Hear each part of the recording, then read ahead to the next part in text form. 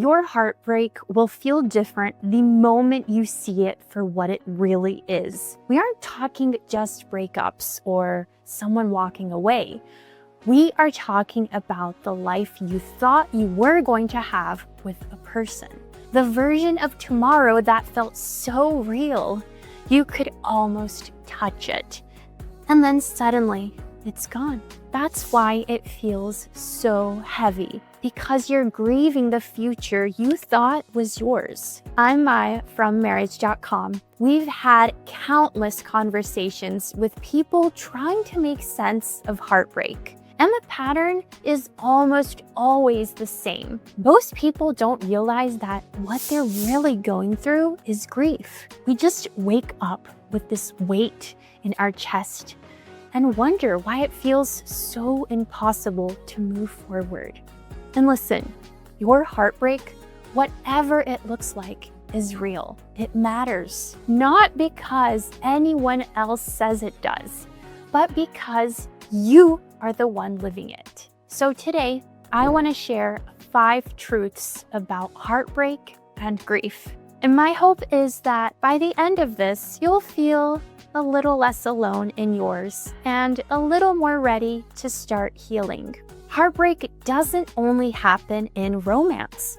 It happens when a friend drifts away, when a dream falls apart, or even when life simply doesn't turn out the way we thought it would. And the fact that we often try to minimize our pain, we see people apologizing for how much they feel. It was only a few months. We weren't even official. But pain doesn't ask for paperwork. It hurts in first person. If your chest tightens, if your day tilts a little, your body already knows what this is. What are you grieving exactly? Usually 3 things: the person, the pattern, and the picture. When those 3 collapse at once, it's a lot. Of course it is. So if you've been asking, why am I still this upset? Try this. Don't argue with the feeling. Name it. Say it out loud if you need to. That simple naming is you meeting your grief at the door instead of just pretending no one's knocking. So what do you think is the toughest part? The person, the pattern, or the picture? Let us know in the comments. Now, just knowing it's grief isn't enough. What matters more is what we do with it. Grief doesn't go away when we decide not to face it. It doesn't vanish because we keep ourselves busy or tell ourselves we're fine. It lingers quietly. And then it shows up in ways we don't always connect back to heartbreak. Snapping at someone over nothing, pulling back when somebody tries to get close, throwing yourself into work or staying up late scrolling just so you don't have to sit in the quiet. That's what unintended grief looks like. And honestly, the reason we avoid it makes sense. Just sitting with the pain feels unbearable sometimes. So we keep moving, we distract ourselves, and we let it shape the way we love, the way we trust, the way we show up for every relationship after. So how do we make grief ever loosen its grip? It's when we finally stop running from it. Subscribe to our channel if you want more ways to stop those hidden patterns from running your relationships. There's an intriguing lesson we can learn from salmon fish. Every year, salmon make this incredible journey.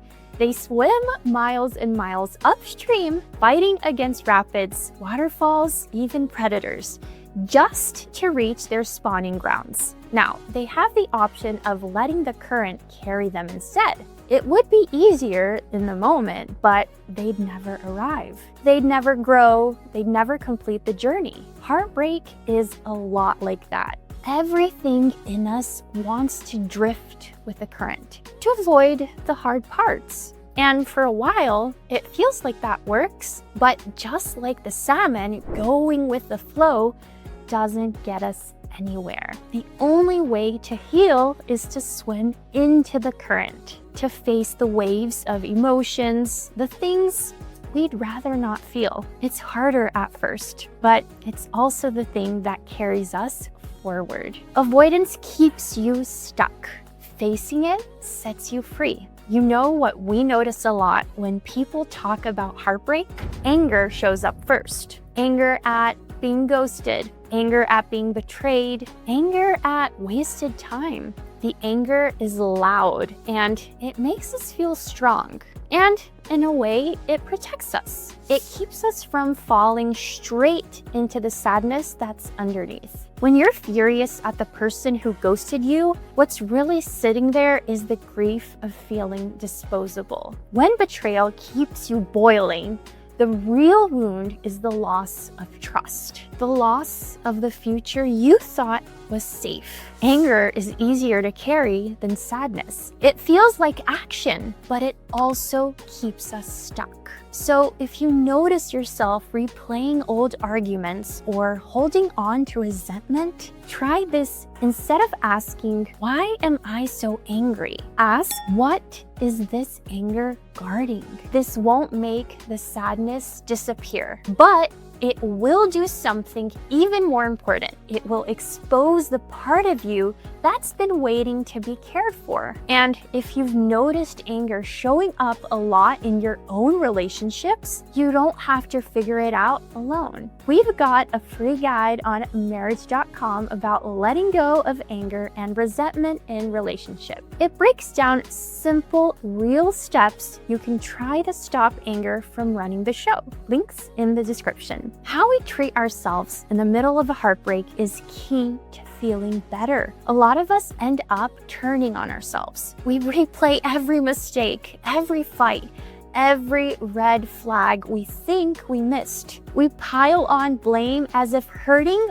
wasn't already enough. And here's the danger. If you keep doing that, heartbreak doesn't just take the relationship, it chips away at you. So how do you show up for yourself instead? Let me give you a few things that actually help. First, set boundaries with your own thoughts. If you catch yourself spiraling into self-blame or rehashing old arguments, pause and say, I don't need to go down that road right now. You wouldn't let a toxic ex move back into your house. Don't let those thoughts keep renting space in your mind. Second, create rituals that steady you. It could be a morning walk, a notebook where you write one thing you're proud of each day, or even making your bed first thing just to remind yourself, I can still bring order into my world. Third, practice talking to yourself out loud. This may sound strange, but the voice we use with ourselves is often the harshest one. Try replacing it with a kind of voice you'd use with a friend.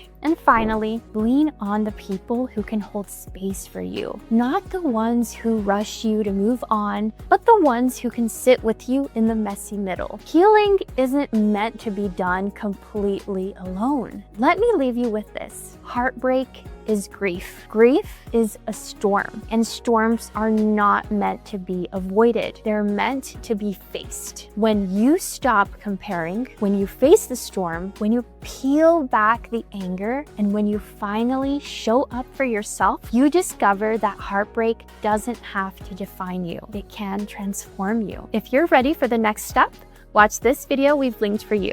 Keep moving forward, and I'll see you soon.